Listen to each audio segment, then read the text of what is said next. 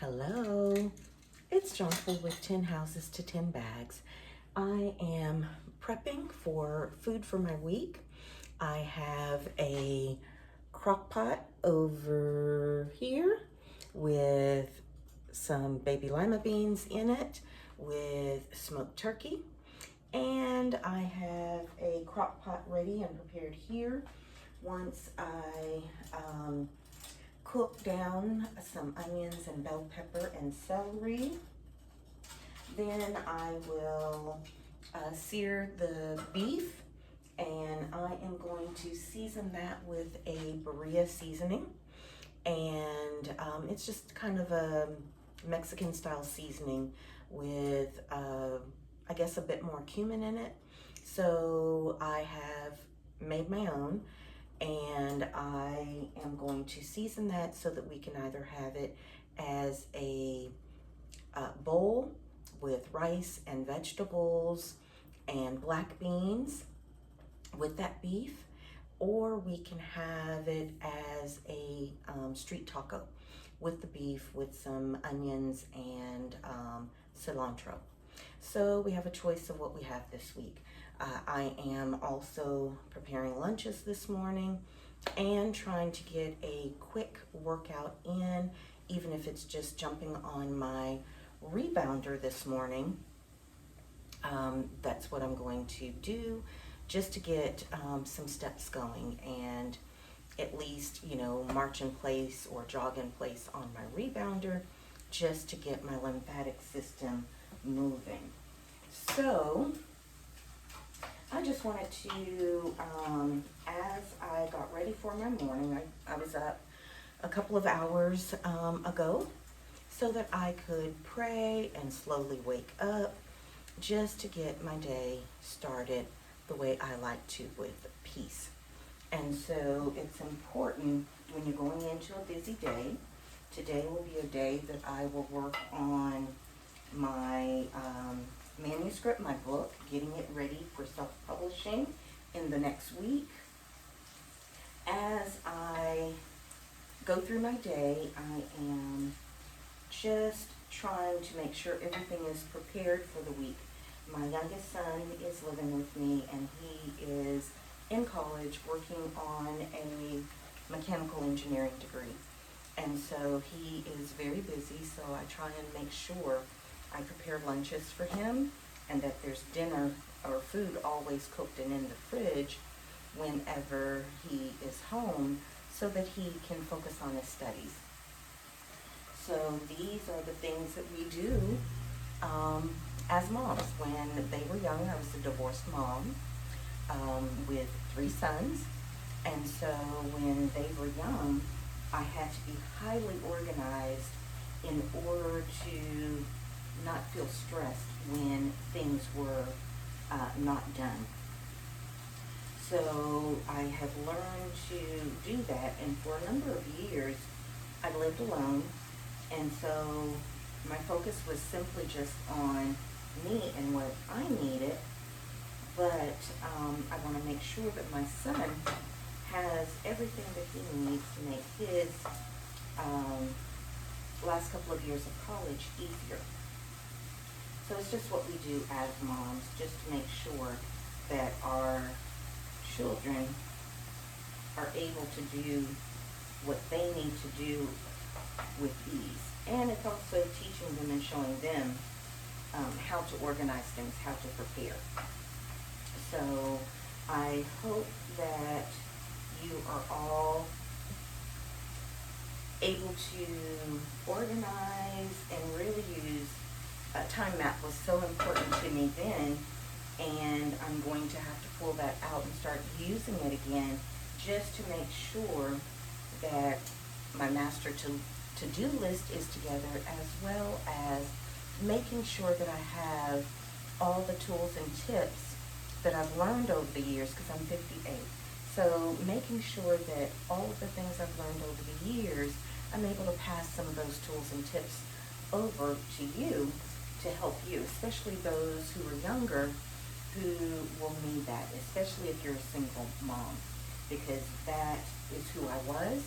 So I want to share what I had learned previously and the things that I've learned over the years recently in hopes of helping you to have a smoother, more peaceful, more joyful life, as well as being able to accomplish your goals, because if you're organized, it makes it that much easier to accomplish your goals in life. And so, and as a single mom, it was easier for me when I was self-employed. It was so much easier for me to do the things that I needed to do for my children when I was self-employed. And so I am praying that you each figure out exactly what you would like to do and what your purpose is,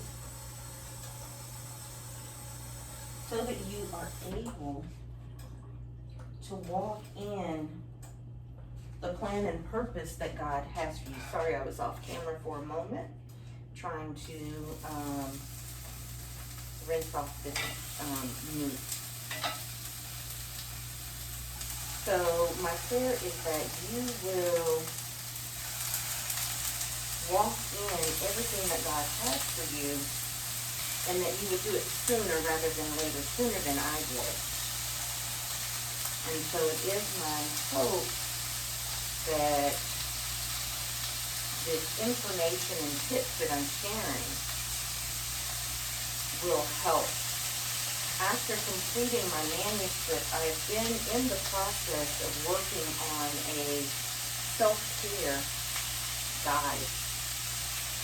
And some of the tools and tips will be in that guide just to help you, so that when you read my story, when you read my book,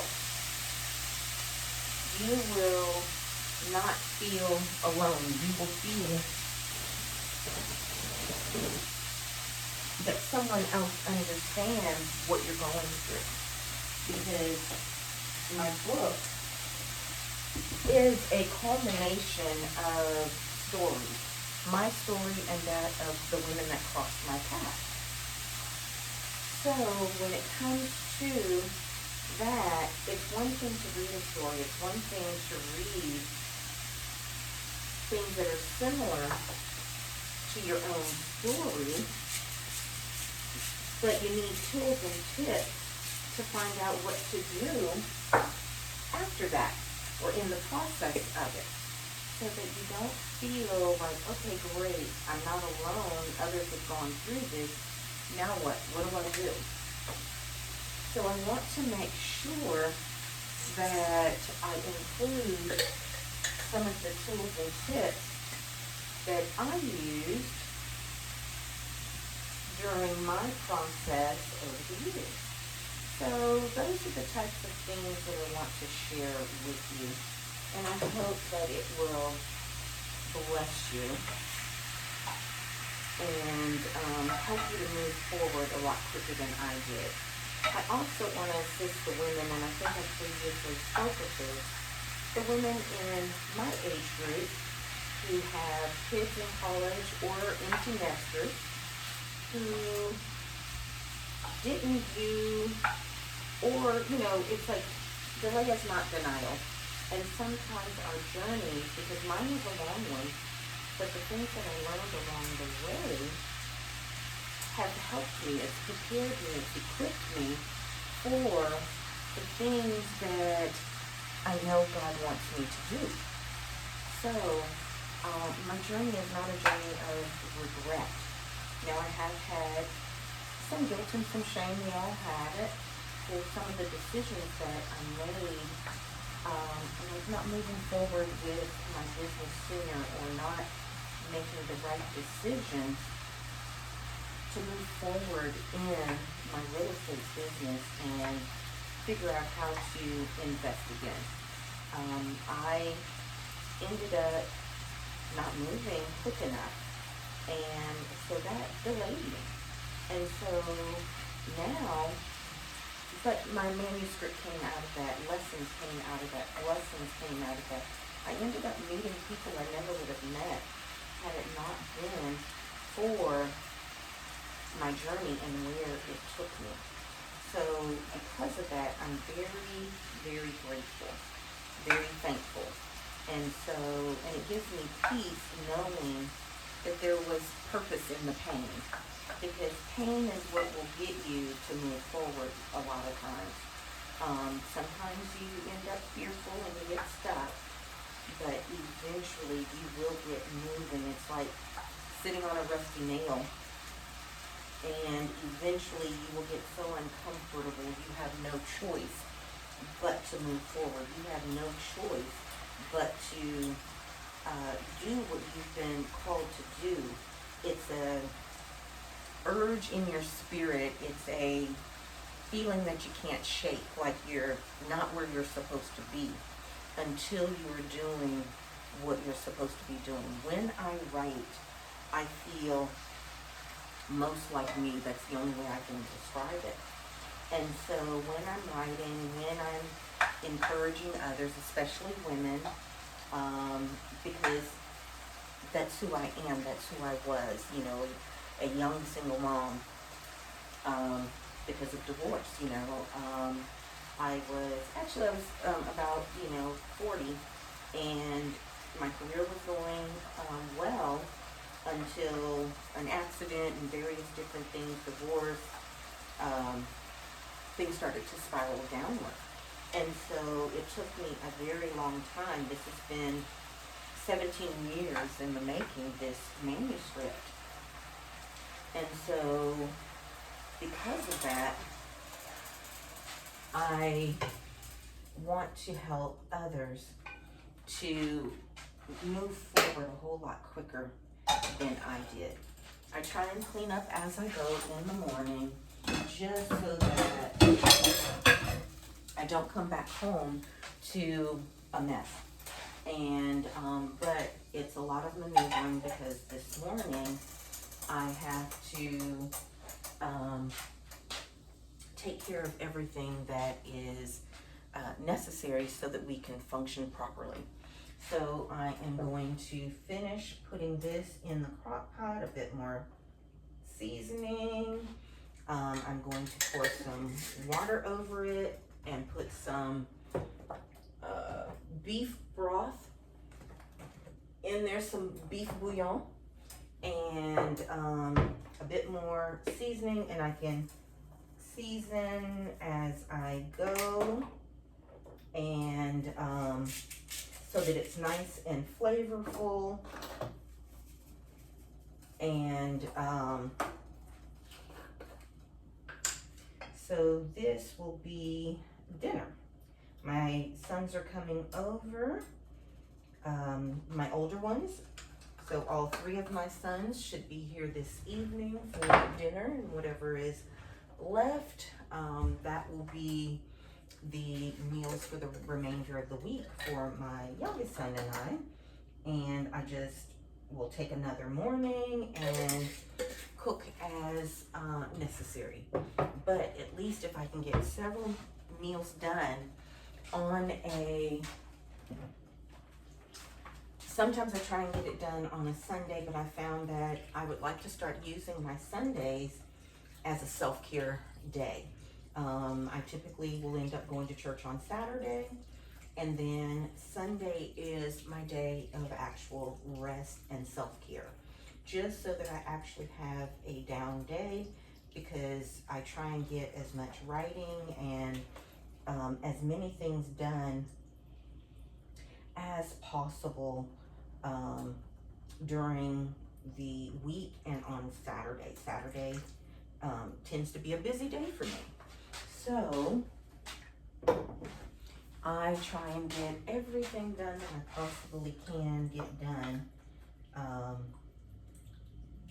on early mornings, because I just tend to feel better early in the morning as compared to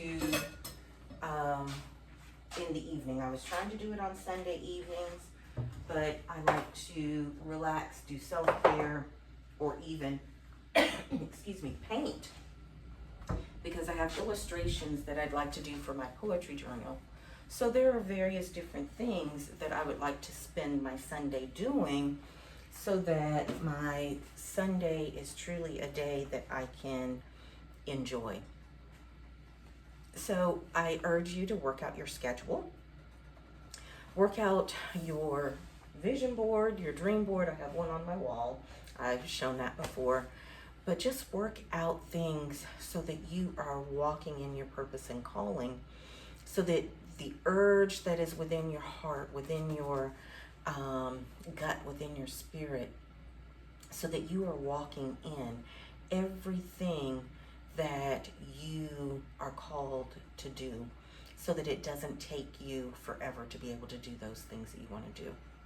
So I just wanted to say hello. This is Jonquil with 10 Houses to 10 Bags, and I'd like to quickly pray for you. I pray that you would have a blessed day. I pray that you will walk in the plan and purpose that God has for you. I pray that you will work out everything in your schedule and that things will go smoothly so that you are able to walk in your calling and purpose, so that you are able to accomplish the things that you need to emotionally, mentally, physically, spiritually, and financially. I pray that you would have ease and flow in your life, and that you will have peace and joy and walk in the fruit of the Spirit.